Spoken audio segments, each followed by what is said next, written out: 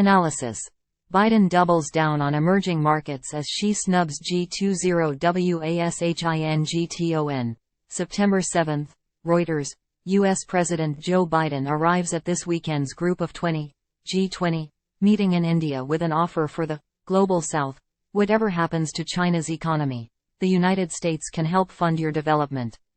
Armed with cash for the World Bank and promises of sustained U.S. engagement, Biden hopes to persuade fast-growing economies in Africa, Latin America and Asia that there is an alternative to China's Belt and Road project, which has funneled billions of dollars to developing countries but left many deeply in debt.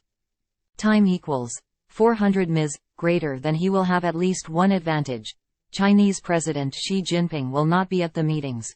While Biden said he was disappointed, Xi's absence as China's economy wobbles creates a narrow opening for Washington to reshape the agenda of a political club it has struggled to corral.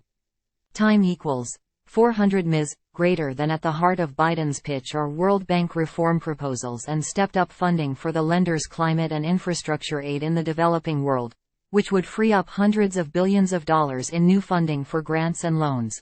The White House is seeking $3.3 billion from Congress to complement earlier steps by the U.S. and close allies to raise $600 billion by 2027 in public and private money for the Partnership for Global Infrastructure and Investment, a Belt and Road alternative that excludes China.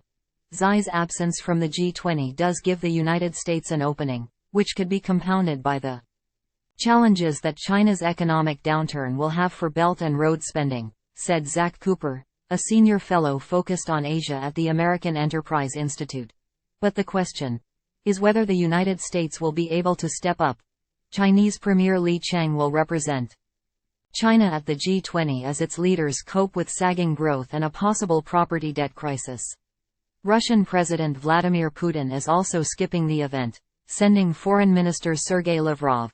The IMF forecasts that the Middle East, Central Asia, developing countries in Asia and sub-Saharan Africa will deliver between 3.2% and 5.0% GDP growth next year, faster than the 1.0% they projected for the United States and 3.0% globally.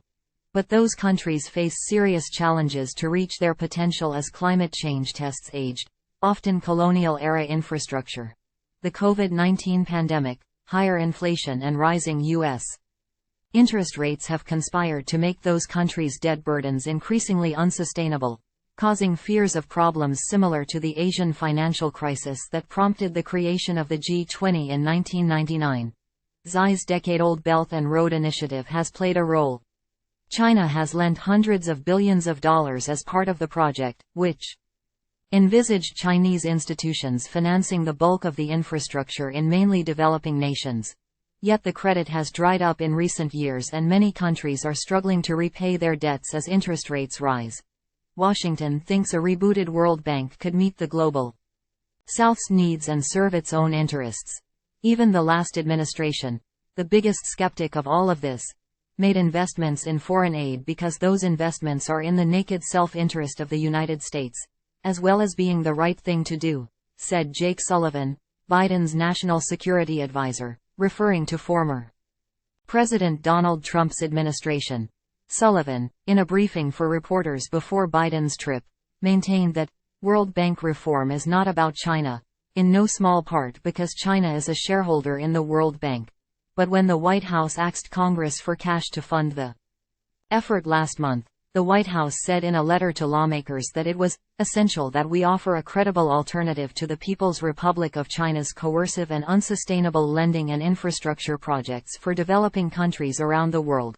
Biden has premised his foreign policy on standing up to Russia's war in Ukraine, managing competition with China and restoring U.S. alliances neglected by his predecessor Trump, the Democrats' likely Republican opponent in the 2024 presidential election. Those efforts have found success with traditional U.S. partners but has resonated less with developing countries, including Brazil, India and South Africa, which have tried to avoid being whipsawed by Washington's conflicts with Beijing and Moscow even as they seek greater Western investment. We must be able to maneuver without taking sides, like we have done with the Ukraine war, said Kulu Mabatha, a former foreign policy advisor to South African President Cyril Ramaphosa.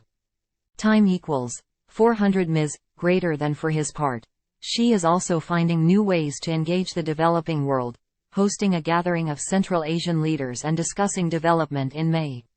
Last month, he told the BRICS summit in South Africa that the Chinese economy has great vitality.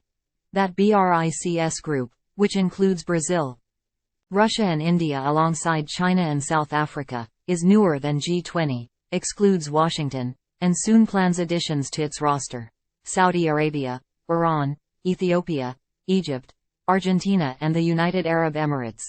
Xi is also expected to attend an Asia-Pacific Economic Cooperation (APEC) summit in San Francisco in November, where he may meet with Biden.